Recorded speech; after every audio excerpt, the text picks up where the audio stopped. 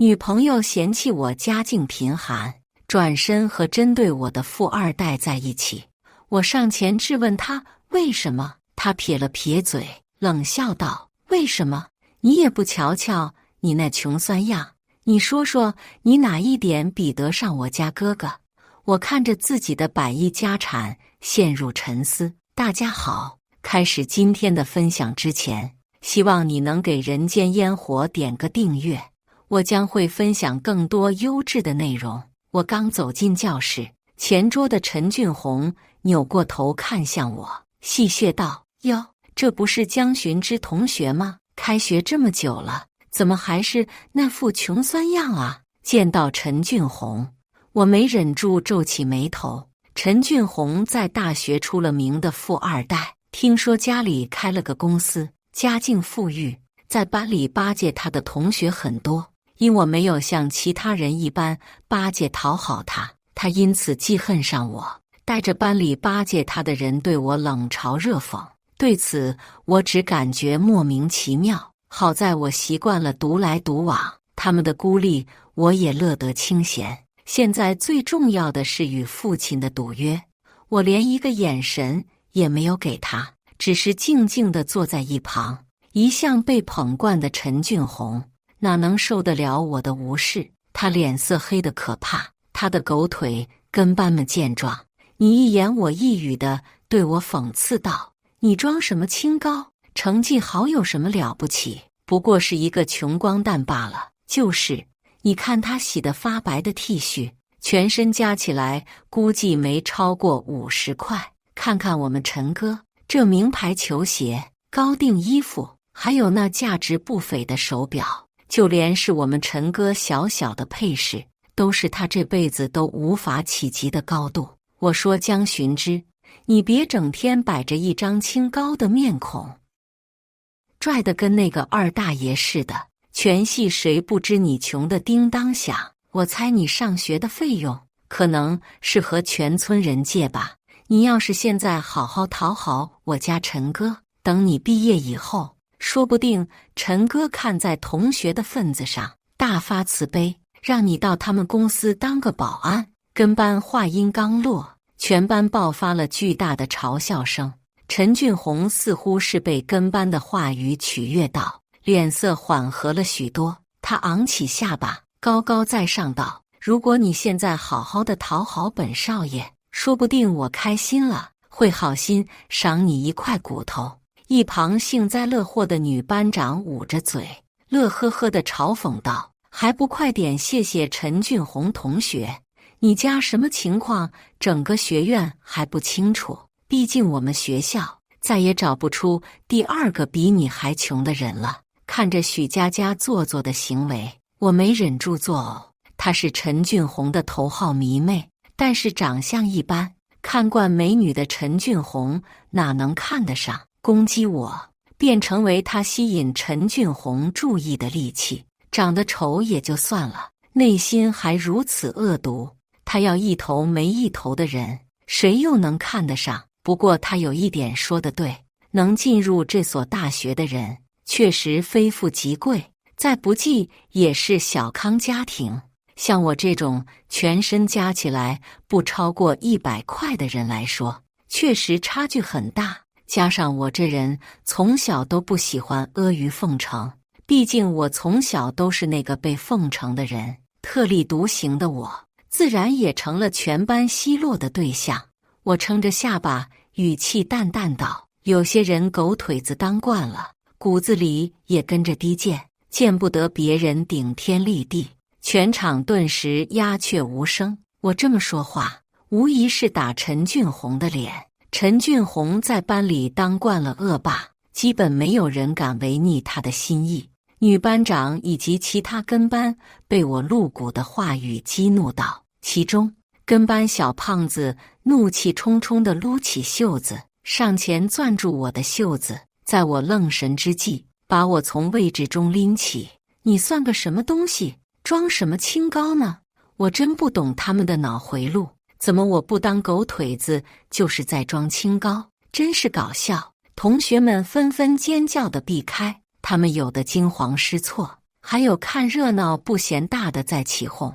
在他拳头要挥向我时，我顺势抓住他的手，一个侧肩摔，他瞬间瘫倒在地，痛苦地哀嚎着。我皱了皱鼻子，抬眸看向众人，语气冷冽道：“还有人想来？我爷爷认为男孩子就该会些拳脚，所以我从小便系统地学习过拳脚功夫。一打十对我来说是简简单单。”众人先是一愣，谁都想到一向文文弱弱的我竟然轻松撂倒一个人。他们都是一群手无缚鸡之力的学生，自然没见过这种场景，对上我犀利的目光，纷纷退后。刚才还在嘲笑我的同学瞬间噤声，生怕被我盯上。辅导的出现打破了寂静的氛围。大腹便便的辅导员缓缓走进教室，躺在地上的胖子好似看到主心骨般，踉跄的起身，颠倒黑白的哭诉道：“我想着江同学家庭条件不好，想着组织同学给他帮助，没想到他不领情，还把我打成这样。”还没等我辩解，辅导员不分青红皂白，直接定了我的罪。江寻之，同学们的好心你不领情也就算了，怎么可以随意殴打同学呢？他打量我一番，眼神是藏不住的嫌弃。真的是穷山恶水养刁民，真的拉低我们班的素质。我戏谑地看向辅导员，也不恼道：“警察断案都要听双方口供，老师您比警察厉害，都不需要听我狡辩，都能做出正确判断。包青天来了，都自愧鸡不如。您这可是当代福尔摩斯。”辅导员被我阴阳怪气一番，脸色霎时黑了几个度，指着我的手都在颤抖。一句你卡在嘴里，最终憋出一句：“你就这么和老师说话？”小胖子立马跳出来，一阵言辞道：“江寻之，你休想狡辩，殴打同学忤逆老师，在场的同学都可以作证。”在场的同学面面相觑，不约而同地看向陈俊宏。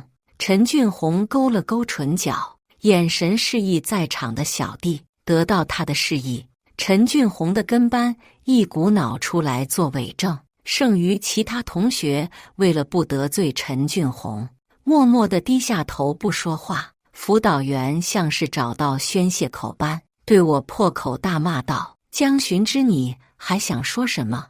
难不成大家都污蔑你不错，小小年纪进步学好，我看以后也是社会败类。啧啧，出来一趟，我倒是明白什么是狼狈为奸。”陈俊宏诡异地看了我一眼，大家都是同学，只要江寻之好好道个歉，这件事就算了。听到陈俊宏为了我说话，大家有些不敢相信，尤其是小胖子。谁人不知道陈俊宏有多讨厌我？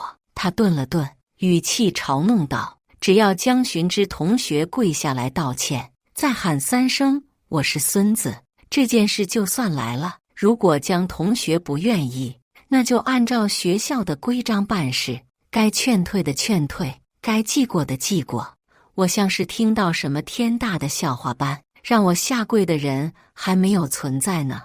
我一步一步走向陈俊宏，眼神凌厉，他似乎被我吓到了，脚步后退了几步，眼神飘忽，紧张地磕磕巴巴道：“你想干嘛？”我顿住脚步，眼眸如看死人般：“你和他都是什么东西，也配让我下跪？就算是你老子来，都要喊我一声江少爷。”咚！刹那间，全班再次爆发巨大的笑声，尤其是陈俊宏，他捧着肚子，笑得前仰后翻。他抹了抹他眼角笑出的泪，语气间满是嘲讽：“缓江少爷，你以为你是江氏集团的公子哥吗？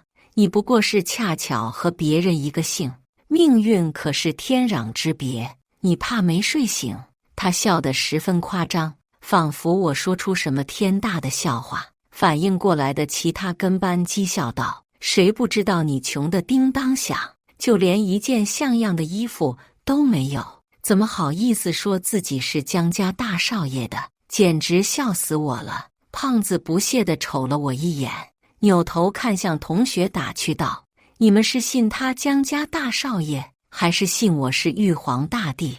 围观的同学们笑道：“当然是信你是玉皇大帝。”谁不知道江巡之穷的叮当响，或许是周围的声音鼓舞到了胖子，他大放厥词道：“如果你是江家大少爷，我无效在校园裸奔。江巡之你但凡装其他不知名富豪的身份，我们可能就信了。你知道江氏少爷是谁吗？他可是江氏集团唯一的继承人。而江氏集团在京市可以说是只手遮天，资产是你祖宗18代也挣不到。你冒充也好歹做个背调，你是想笑死我们吗？大方承认自己是个穷逼，有这么难吗？”我无视他们的嘲笑声，眉毛一挑，视线落在胖子身上。记住你说的话。什么？记得裸奔？胖子爆发出巨大的笑声，声音还带着笑意。江巡之，你是疯了吗？梦还没醒吗？江家可是赫赫有名的大家族，资产轻轻松松上百亿，不是你这穷小子能沾染的。你要吹牛，也找好一点的借口行吗？他们不相信，我也懒得解释。我看了看手腕上的表，反正我和父亲的赌约时间已经到了，我也该回去继承我100亿万家产了。说实在，还有些苦恼。辅导员脸上的横肉一皱，语气不悦道：“江巡之同学，身为学生应该诚实，不要为了莫须有的名声编造出谎言。现在的年轻人就是在意虚名，不是老实说你，就你这样，怎么好意思高攀江家？你应该和陈俊宏同学学习，人家不仅家世好，还乐于帮助同学，尊敬老师。你看看你，啥也不是，笑死了！谁人不知陈俊宏欺软怕硬惯了，为了讨好陈俊宏，这睁眼说瞎话的本事是越来越厉害了。确实，我确实比不上老师，您会吹嘘拍马。”班辅导员被我气得吹鼻子瞪脸，重重地拍了几下讲台：“明天把你家长叫来，我们学校可容不下你这个劣迹斑斑的学生。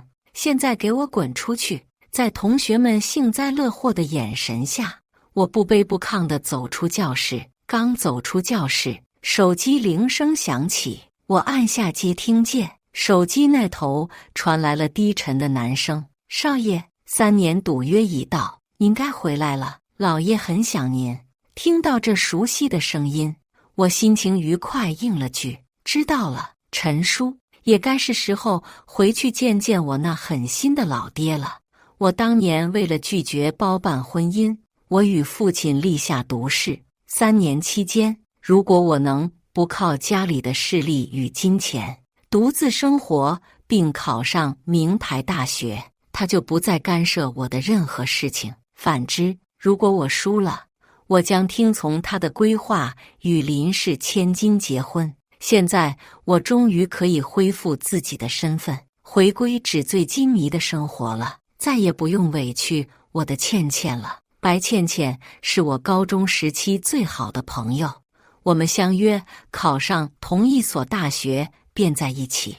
我计划把自己的身份告诉她，然后带着她买一套海景房当她的生日礼物。来到女生宿舍下，打了好几次女友电话，以及发信息都收到回复，内心十分焦急，生怕他是不是遇到什么危险。可自己是男生，总不能闯入女生宿舍，这样不得被当流氓。思量再三，我决定在女生宿舍下等他。我等待了将近4个小时后，才模糊地看到女友的身影，她身边跟着一个男生，他俩行为举止十分亲密，宛如一对热恋中的情侣。我的心瞬间一沉，巨大的怒火向我袭来，我紧紧地攥紧双手，才克制住自己的怒火，心想着可能是误会，他俩或许是朋友，我应该相信他。等他俩逐渐走近，我定睛一看，才看清楚，那男竟然是陈俊宏。白倩倩见到我，眼神瞬间闪过一丝慌乱，但又很快镇定了下来。陈俊宏顺着女友的视线看向我，先是一愣，又洋洋得意地搂紧女友的肩膀，挑衅道：“怎么，你也喜欢我新交的女友？”我没有理会他，视线定定地落在女友身上。你不该和我解释吗？女友双手环胸，轻蔑地看向我。你是我谁呀？和你有什么好解释？你不是看到了吗？我现在已经和陈俊宏在一起了，你以后别纠缠我了。白倩倩扭头看向陈俊宏，委屈巴巴地说道：“宝宝就是这个人，一直纠缠我，我拒绝他好多次，依旧死缠烂打，真的好烦人啊！”我握紧双拳，满腔的怒火快要把我湮灭，咬牙切齿道：“你为什么要这么做？明明最先开口说喜欢的人是他，现如今攀上所谓的高枝，竟然颠倒是非，说是我纠缠他，他出轨，却企图把自己塑造成受害者身份。”这一刻，我一向引以为傲的爱情彻底被撕碎。在我心目中，温柔善良的白倩倩和那些贪慕虚荣的人也没有什么两样。现在仔细想想，之前的种种都是有迹可循。他不愿意把我们的关系公之于众，我就该知道自己不过是他的备胎罢了。和他在一起后，我挣的每一分钱以及奖学金，我都会义无反顾地给他。我自认为让他受苦了，心疼他的不易，我为前一秒计划送他海景房当生日礼物感到可笑。拜金女的她估计永远不知道自己错过什么。她又撇了撇嘴，冷笑道：“为什么？你也不瞧瞧你那穷酸样，你说说你哪一点比得上我家哥哥？”陈俊宏笑盈盈地在白倩倩脸上亲了一口。白倩倩娇羞地捶了一下陈俊宏的胸口，陈俊宏搂着白倩倩的腰，向我投来一记得意的目光。就你这穷货，也配和我抢女人？也不看自己配不配？我劝你还是回炉重造吧。说罢，这对狗男女相视，发出阵阵嘲笑声。周围的同学都被我们的阵仗吸引过来，谁不喜欢看热闹？还是我们这种狗血三角关系。很快，我们三人便被围了一圈又一圈。陈俊宏眼底闪过一丝恶毒，似乎是找到什么方式来羞辱我。江寻之，你一个穷学生，拿什么和我比？是个人都知道选择我。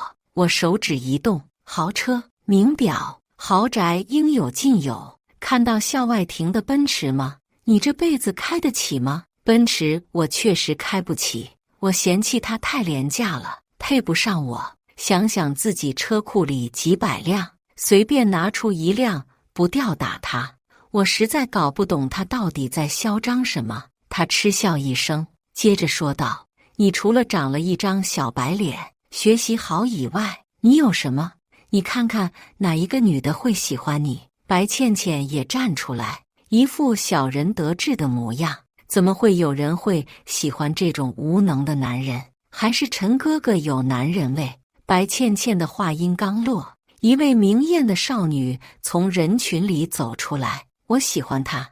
无数道视线落在少女身上，在场的所有人都震惊住了。我顺着声音看去，映入眼帘的是一位五官精致女孩，她整个人散发着清冷的气质，疏离又诱惑，看着家世肯定不凡。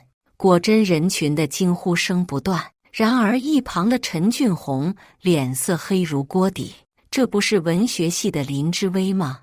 我们学校的新晋校花呢？这小子是走了什么狗屎运啊？听说校花家世不凡，就连校长对他都是点头哈腰。那可不是，大校花可是我们惹不得的人物。看戏的男同学看向我的神情，恨不得把我撕碎，一个一个把羡慕嫉妒表现得淋漓尽致。我蒙圈接受来自尽力搜索脑海的记忆，确定自己真的不认识他。可他为什么要帮助我呢？难不成真的是喜欢我？在我蒙圈中，女子一步并两步走到我跟前，小手拉住我的手腕。我身体一僵，呼吸一滞，鼻尖嗅到来自身旁女孩的香味，周围男性的杀气堪比邪剑仙。我有的怀疑自己是否能活着踏出校门。陈俊宏大手甩开白倩倩的手，他恶狠狠地瞪向我，眼底爬满阴鸷愤怒。江寻之，你该死！你凭什么？如果要不是顾及在场的看客，他可能下一秒会发狂般朝我冲来。这一点我不懂，他在气什么？围观的群众窃窃私语地解答了我的不解。听说陈少之前追求过校花，结果被校花无情拒绝。那可不嘛，都追校花的阵仗还闹得挺大，结果被这小子捷足先登。陈少不得气死。你别说，陈少的新女友和校花还挺像。陈俊宏一记犀利的眼神，说闲话的同学立马灰溜溜地走了。我说呢，他怎么这么生气？原来是觉得我抢了他女神。我回握住少女的手，语气歉歉道：“凭他喜欢我了。不过我没想到陈少爷竟然喜欢捡垃圾，口味真独特。”陈俊宏大步冲向我，狰狞着面容冲向我，正好我也想好好教训他，看他不爽好久了。蓦然间，林之薇挡在我前面，看着纤细的背影，我微微出神。从今天开始，江寻之是我的人，我不允许他欺负他。他指向陈俊宏，语气充满警告，尤其是你。说着，他拉着我手，从人群穿梭。在陈俊宏的暴怒中，我们扬长而去。远离人群后，林之薇迅速放开我的手，白皙脸颊泛着莫名的红晕。他别过脸，支支吾吾道：“不用谢我只是看他不爽。”我挠挠后脑勺，礼貌地表示道歉。我知道，不过还是谢谢林同学替我解围。如果你以后有什么事情可以找我，我自然不会自以为是的以为他真的喜欢我。不过该有的礼数还是得有。林之薇好看的眉眼一皱，气鼓鼓道：“林同学。”我迷茫地看着他，好像在说不是吗？他一跺脚，留下一句蠢江寻之，便气呼呼地跑走了。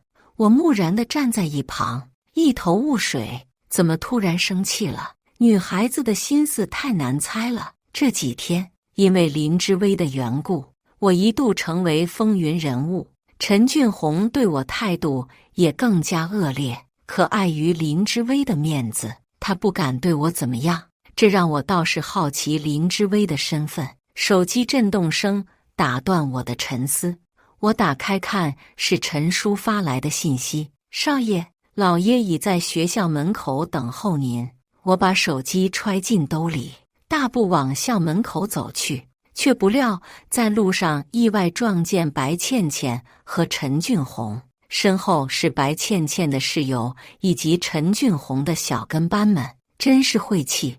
大白天见到一群鬼东西。白倩倩见到我，漂亮的柳叶眉一皱，小脸怒斥道：“江寻之，你竟然跟踪我！”靠！天空一声巨响，冤情从天而来。自从上次的事情后，我对白倩倩可以说是彻底死心，余情未了更是不可能。可是她的室友们可不是这么认为，为她愤愤不平道：“我们白倩倩已经和陈少在一起了，你怎么还这么纠缠不清？真是癞蛤蟆想吃天鹅肉，也不看看自己配不配。”我冷眼看向他们，语气淡淡道：“你认为他比得上林之薇同学吗？我放着林之薇同学不喜欢，难道喜欢他这种？我又不是陈俊宏，我的眼光可没那么差。”白倩倩被我拿来和林之薇比较，她气得连连跺脚，恶狠狠地瞪着我。她的室友没法反驳，因为我说的确实没错。白倩倩算得上小美女，可在林之威面前逊色的不是一星半点。刘俊宏脸色发青，还没待他说话，小胖子跟班无效，便迫不及待为主人发怒：“你就嘚瑟吧，毕竟你的好日子不多了。你该不知道林之威是谁吧？”我不语。他接着说道：“以你的阶级，不知道也正常。林之威是林氏集团的大小姐。”我一惊，这不就是我那素未谋面的未婚妻吗？这要巧，世界这么大，我们还遇到了。众所周知，林氏集团大小姐早和江家少爷定下婚约。你这样公开撬墙角，你觉得江氏集团会放过你？你做好被江氏少爷报复的准备吧。陈俊宏以为我被吓到了，又摆出他那副高高在上的嘴脸。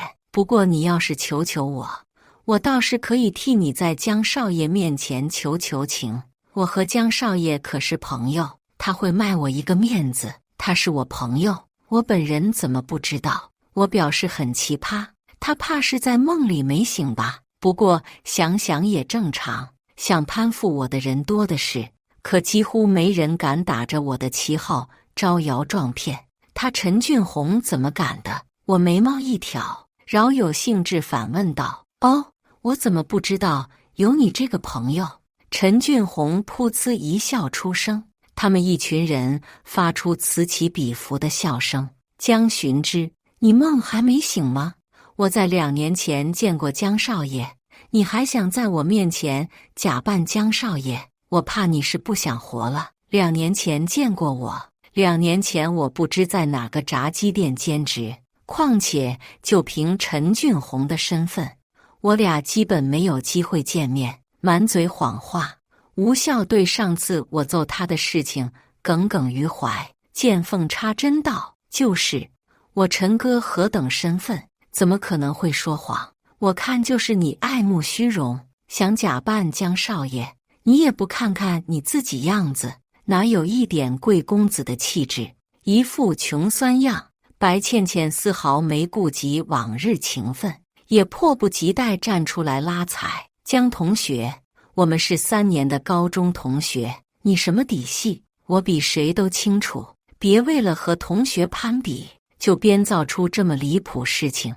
你见过哪个江家少爷全身加起来没有100块？”周围的陈俊宏的跟班笑得更加肆意，想着不能让老爹等急了。我没有反驳他们的话，特意避开他们，打算离去。毕竟我父亲那暴脾气，等会儿不得把我撕了。可没想到，他们竟然咄咄逼人，挡住了我离去的道路。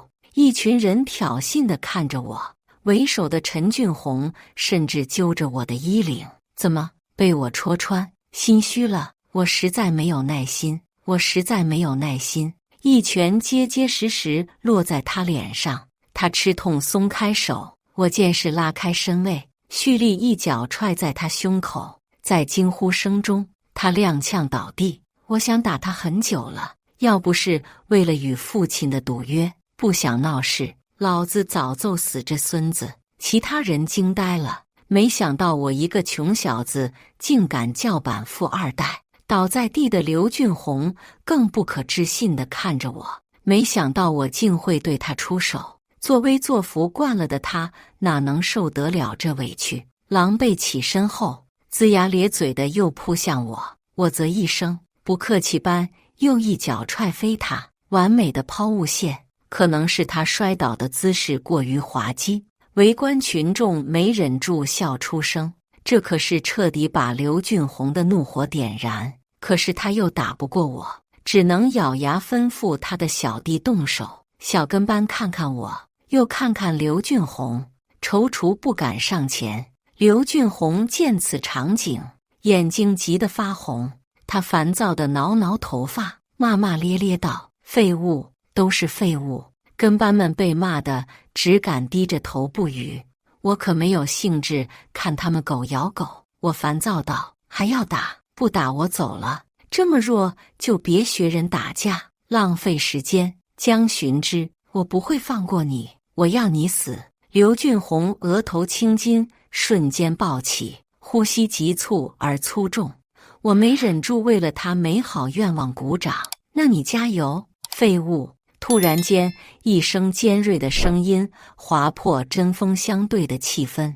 你们在干什么？辅导员拿着保温杯，屁颠颠地跑来，他的身后跟着一堆校领导，被围在中间的是校长和一位年长的男人。因为他们逆着光，我看得不太真切，只是隐隐约约看到校长十分恭敬，甚至可以说讨好。等他们走近，我瞪大眼睛，这不是我那狠心老爸吗？他怎么来了？我和老爸视线相交，在他眼中我看到了嫌弃。果真，这么多年了，他还是没变。同学们惊呼中的举起手机拍照片，大家都没想到能在学校能见到江家长全人，他们一般只出现在电视中，如今在学校见到，引起不小轰动。我刚想叫声爸的时候，被跟班无效打断。辅导员江寻之调戏女同学，陈俊宏同学出手阻止，反被殴打。无效指向一旁扶着挂彩的陈俊宏和白倩倩，他俩也是上道，立马装出一副受害者的模样，尤其是白倩倩，欲哭无泪的柔弱模样，是个人都会被他欺骗。辅导员二话没说，对着我劈头盖脸骂道：江寻之，你真的反了，真不知道什么样的家庭才会教育出你这个败类。我明显看见我爸脸色一黑，眉头几乎可以夹死一只苍蝇。为了维护我家的一世清誉，我立马否认。辅导员嫌弃地瞟了一眼我，明显我的否认在他眼里仿佛不过是狡辩。之前的得罪让他记恨上我，现在他恨不得把我钉在耻辱柱上，根本不可能给我洗脱嫌疑的准备。他狰狞的肥脸此时显得面目可憎。什么没有？那你是认为其他同学在污蔑你了？江寻之，他们怎么不污蔑别人，就污蔑你？还不是你有问题？苍蝇不叮无缝蛋，这种道理你都不懂吗？你之前殴打同学，现在依旧屡教不改，更过分调戏女同学，你这种人渣，我们学校是教不来了。我劝你好自为之。好一个苍蝇不叮无缝蛋！我被污蔑反而是自己的错，这是什么歪理？身为老师，不知秉公办理就算了，还说出如此荒唐的说法。一向和我为敌的陈俊宏眼底闪过一丝狡黠，似乎找到什么报复我的好计策。江总，江寻之品行恶劣，他之前在班里公开假扮您的儿子，而且他明知道林家大小姐和江少爷有婚约，他竟敢勾引林家大小姐，这不是妥妥打您江家的面子吗？真的可恶至极。他们每说一句话，我爸的脸色变成一分。刘俊宏见此场景，眼眸染上得意，他似乎认为自己的计划已经达成，我肯定会死无全尸。真想看见他们知道真相后的样子，肯定又滑稽又可笑。在大家期待江总裁如何处理我时，只见他沉着脸扭头看向我，语气里满是不悦。你在学校就是被这么欺负的，真的很丢我们江家人的面子。我爸的话音刚落，众人的神情开始错综复杂，尤其是刚才污蔑我的人，他们脸色肉眼可见的变白，不可思议地看向我。我爸的目光若有若无地落在辅导员身上，眼睛中藏不住的犀利和威压。怎么，您是对我们的家庭教育有所怀疑是吗？辅导员肥胖的身子止不住的颤抖，在我父亲的质问下，他瞬间像是灵魂被抽离般，惊恐地跌倒在地。没过几秒，地面上出现一滩水渍，他竟然被吓尿了。刘俊宏小声呢喃道：他怎么可能是江家少爷？我不信。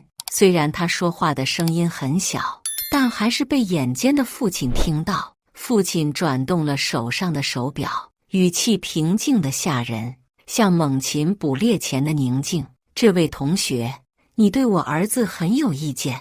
刘俊宏苍白着脸，不敢回话，颤抖的指尖却暴露了他的害怕。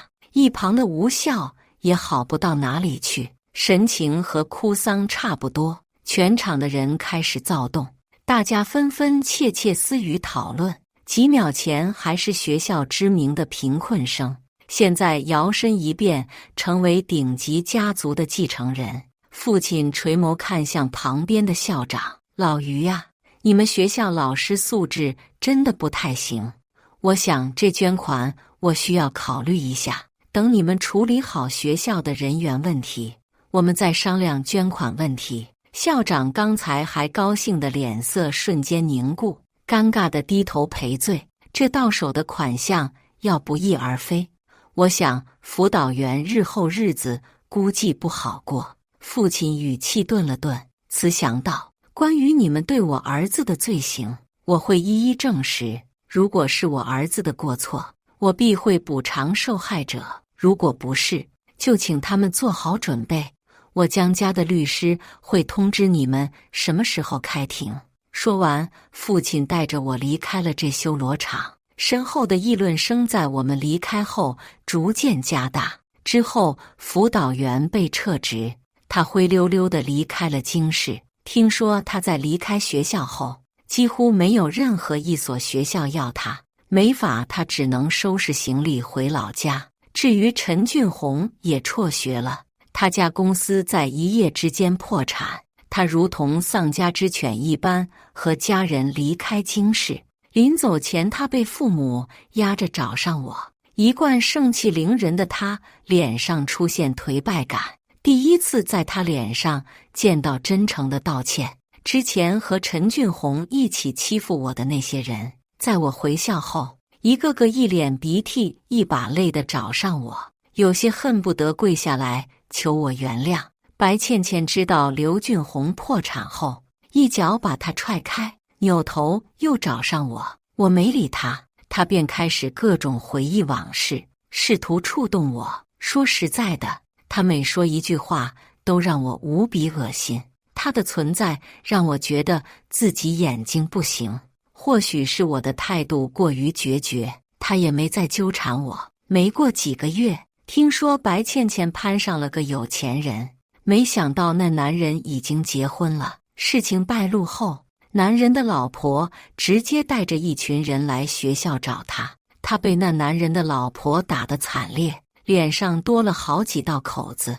这件事在学校闹得沸沸扬扬，他因为忍受不了休学了。我以为自此后估计是见不到白倩倩了，他不知是怎么得知我的住址，竟然找上门。他见到我便开始哭诉自己的痛苦遭遇，以及对我的无限怀念。我冷漠地倚在门框看着他的虚伪。他怎么会认为我江寻之会回收垃圾呢？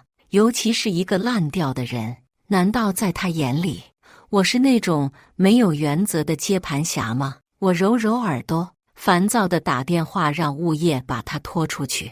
他的脸色由震惊转为愤怒。江寻之，你就这么不顾念往日情分吗？要不是你，我会变成这个样子吗？如果你早告诉我你是江家少爷，我会抛弃你吗？要不是你，现在江家少奶奶就是我，都是你毁了我，我恨你。我被他逆天发言震惊了，正想教他怎么做人时，一双白皙的双手环住我的腰，从我手臂下探出头。白同学，不可以哦，江寻之是我的，江家少奶奶也是我的。我不善良，不喜欢别人觊觎我的东西，下次别这样，我会生气的，后果很严重。